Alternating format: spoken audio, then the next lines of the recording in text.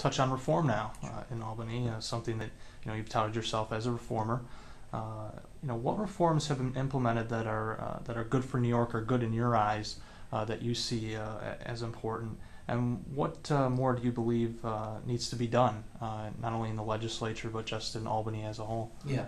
Well, I think from a process perspective, I think if you look at the reforms that we have been successful in enacting these last 2 years in the state Senate, you'll find that there have been more process reforms than in the past 40 years in the state Senate combined.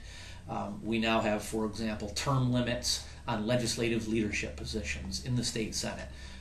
Before the change in control of the Senate, Senator Bruno was the Senate leader who ruled the Senate with an iron fist, including, by the way, when he was under investigation by the FBI, for 13 years, and ran a system in the Senate where no bill would even be allowed to come to the floor of the Senate for a vote unless it was approved prior to that point. We now have a system, as a result of rules changes in the Senate, where we have term limits on legislative leader positions in the Senate.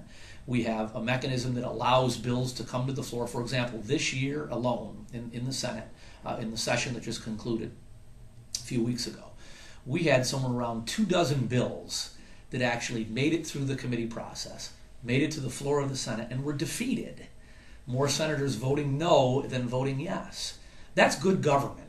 When a senator has an idea on behalf of his or her constituents, wants to push that idea, has an open airing of that legislative proposal at the committee level and then at the floor of the Senate, and in an open, transparent way, all senators across the state vote on that bill. I gave you an example earlier of that case, the farm labor bill. We defeated a version once at the committee level.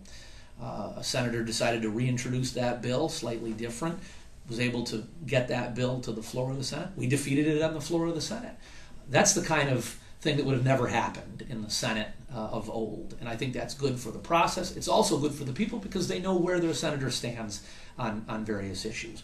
We've been able to bring a degree of equity in terms of division of resources between majority party senators and minority party senators. And a whole host of other internal reforms of the Senate that I think we need to continue moving forward with. In terms of state government in general, we passed a sweeping ethics reform bill that, if not for Governor Patterson's veto, would have been the toughest ethics laws that we would have had on the books. Very unfortunate, I think, that the governor vetoed the bill. It's equally unfortunate, by the way, that when we passed the bill originally, the Senate passed it unanimously. On an override attempt, those Senate Republicans who had supported the bill in the first place voted against it, effectively blocking an override of the governor's veto and really playing politics with the issue of ethics reform. That's a bill that should be law right now, and I'm certainly anxious to continue to work aggressively on ethics reform in the Senate. The other thing I think that the issue of redistricting reform is one of the most critical issues that we can address when we talk about changes in Albany. This year, as you know, the federal census is being completed. Next year, new district lines will be drawn for state Senate, state Assembly, and congressional seats.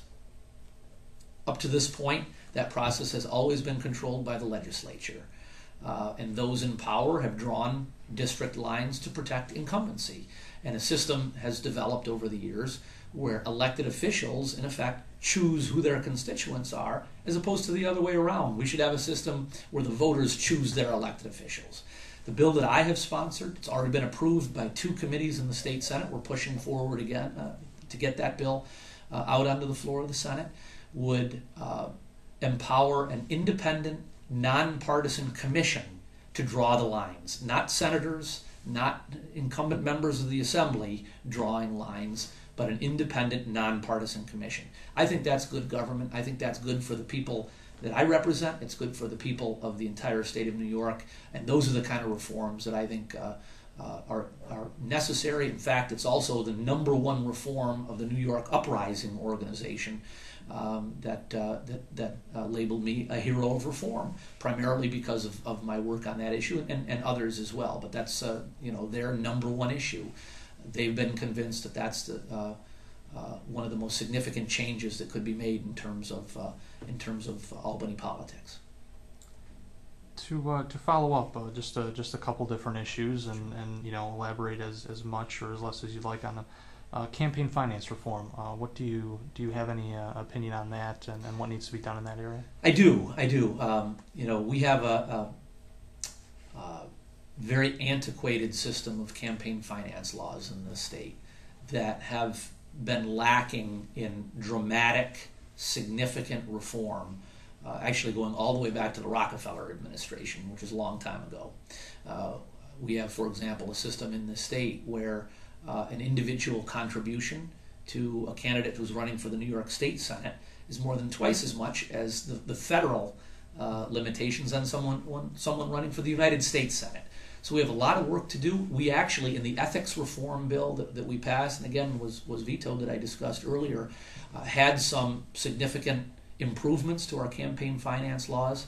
We need to go much further in regard to campaign finance in the state, and I think it's critical to the notion of people who are interested in running for office being able to raise the resources to be able to do that. And we need to have a campaign finance system in this state that encourages those who are interested in getting involved in the election process and running for office at all levels of government.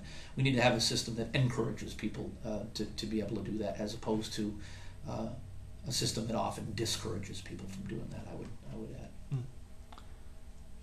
Term limits. Do you support, or what are your thoughts on term limits for state legislators? Yeah, I think we've enacted it in the Senate, the most important term limit from a Senate perspective that we can enact, and that is term limits on leadership positions directly, and that we discussed a little bit before, so that the abuses of power that we've seen in the past, that there's a way that that's not going to continue. So I think that's significant. I think having elected officials who are willing to stand up and speak out against members of their own party, as I have done.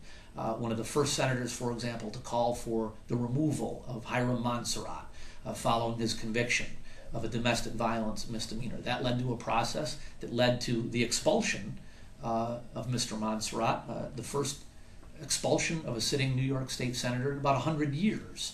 I was one of the first to call for, of either party, to call for Senator Espada, who has now been defeated by the constituents in his Senate district, to resign his leadership post as a result of the ethical and legal problems that he was facing. I think those are the kinds of representatives that we need. I think in terms of a broad term limit on those running for office, I think it does. My concern with term limits is that it takes a choice away from voters.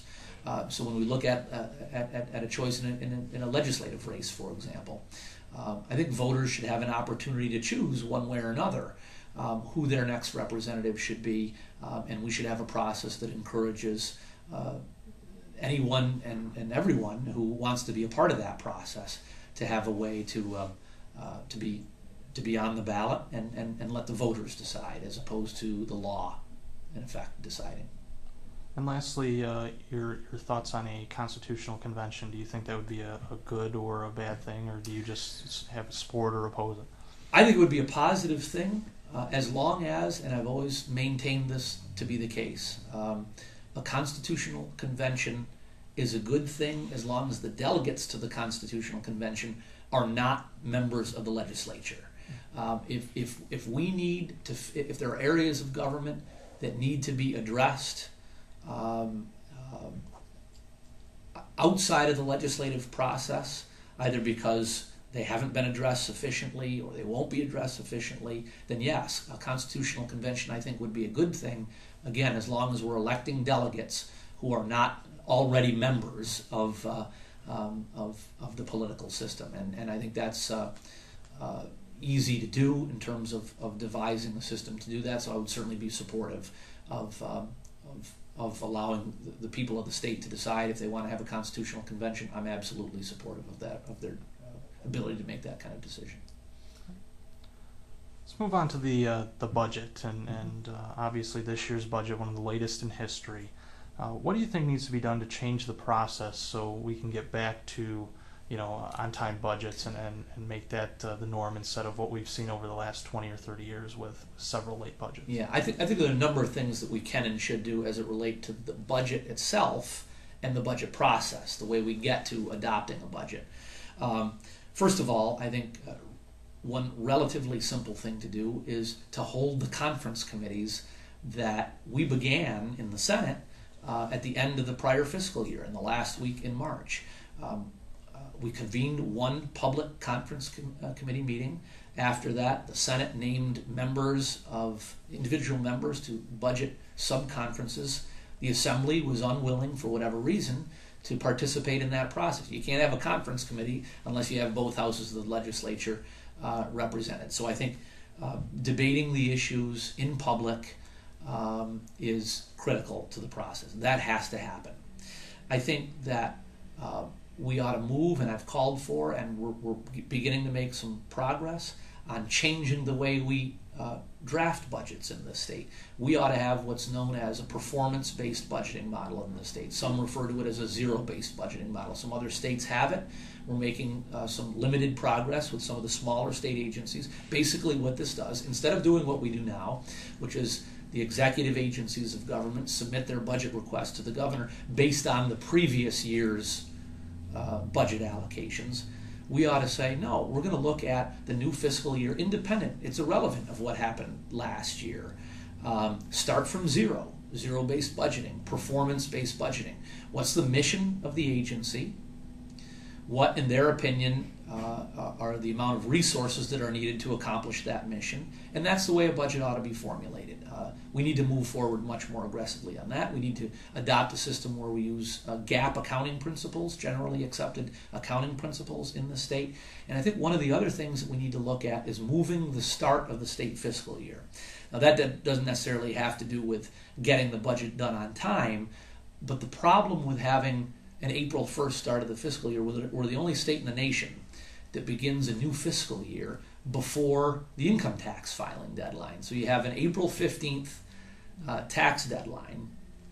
You have a state who is expected to enact a balanced budget. We're required by law to enact a balanced budget.